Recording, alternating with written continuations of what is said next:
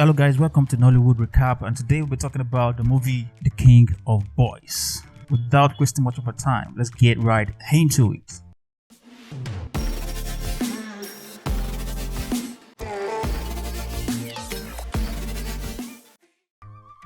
The movie King of Boys opens with Alhaja Salami celebrating her birthday. Amongst her guests are ministers, governors, and men of high ranking in the society. While the dancing and singing is going on, Eniola Salami is interrupted by one of the guards who whispers something urgent to her ears.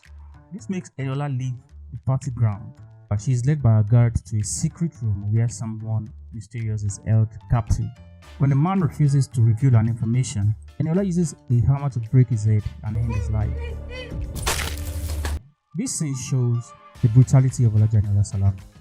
Despite this brutality, it is revealed that Eniola is actually a widow who sells expensive African traditional fabric.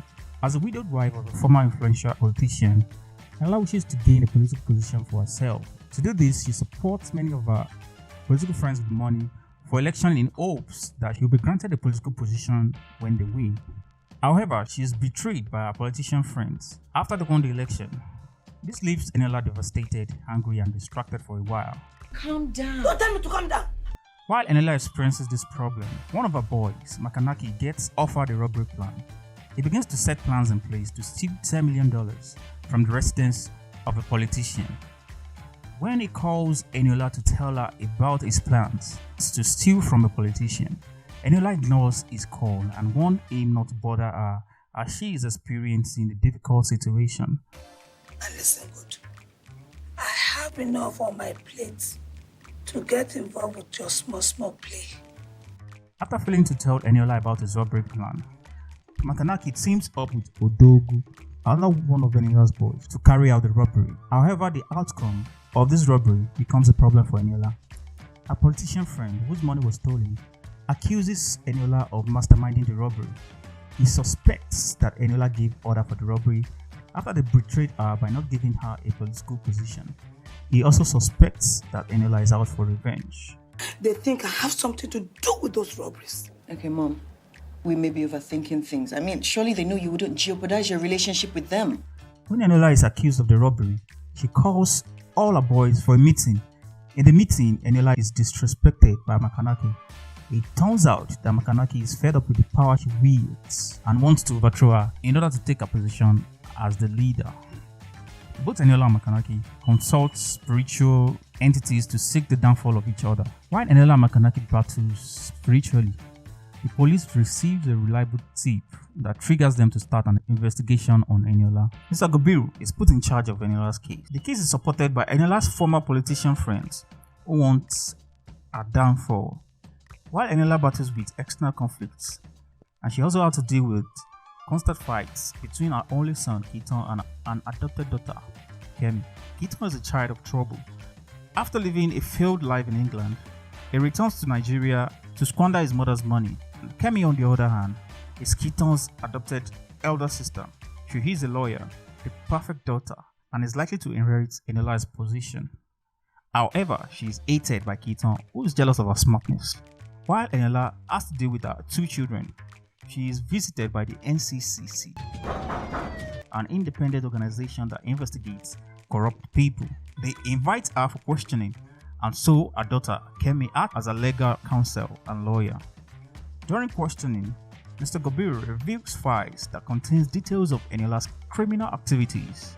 These files details her involvement in crimes like money laundering, drugs, and weapon smuggling. He also inquires about the source of all her money. In response, Eniola tells him about the businesses she owns, which include 2 bottling companies, several fabric stores, and more. After getting her statements, Mr. Gobiru lets Eniola off, but warns her about making international travels, as this would hinder his investigation. When she is released after questioning, Eniola tells her daughter to send compensation to Mr. Gobiru for the inconvenience caused. She does this to prevent Mr. Gobiru from making further investigation on her. Mr. Gobiru finds $500,000 in his car and suspects it to be from Eniola. He debates on whether to use the money for his wife's surgery, which was urgently needed. After contemplating on the issue, Mr. Gobiru decides to be a righteous cop.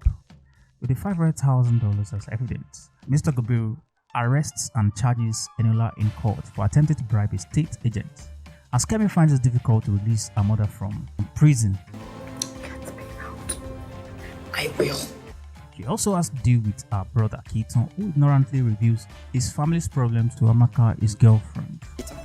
So you discussed private family business with an outsider? During the last hearing called, the judge presiding over Eniola's case receives a desperate call for help from his wife, who had been kidnapped by unknown men. To save his family, Judge Nwanchuku declares Eniola is innocent by claiming that the evidence of a crime was circumstantial at best.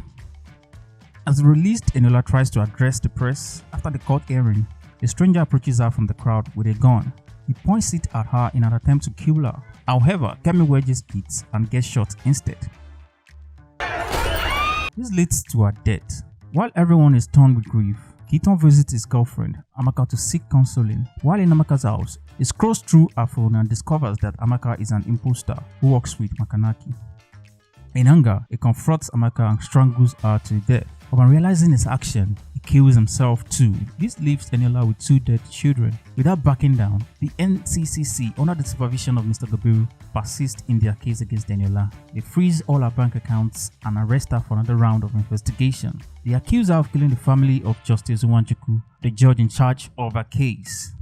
When Mr. Gobiru receives an order to transfer Eniola to another unit, he begins to suspect that Eniola is innocent of the crime she is accused of. He begins his personal investigation and discovered that Eniola never gave him the $500,000 bribe. He also discovered that Eniola had no hand in the kidnapping and death of Justice Nwanchuku's family. Makanaki had been the mastermind behind it all. Mr. Gobiru confronts his supervisor with the results of his investigations. However, he is advised by his supervisors to ignore the evidence and concentrates on transferring Eniola to another unit. When Mr. Gobiru threatens to reveal the truth to the public, he is informed by his supervisor that Eniola will be killed in jail. To save Eniola, Mr. Gobiru rushes to where she is detained, only to find the prison on fire. This doesn't stop him. He rushes into the fire and saves Eniola. While transporting her to the hospital, he receives a call that informs him of the death of his wife. Feeling devastated, Mr. Gobiru decides to free Eniola. He does this after realizing that Eniola's politician friend would do anything to kill Eniola. Eniola escapes and flees to Brooklyn, New York. But before escaping, she connives with Odogu, one of her boys, and convinces him to kill Makanaki. The movie ends with the death of Makanaki while Eniola enjoys her stay in the United States.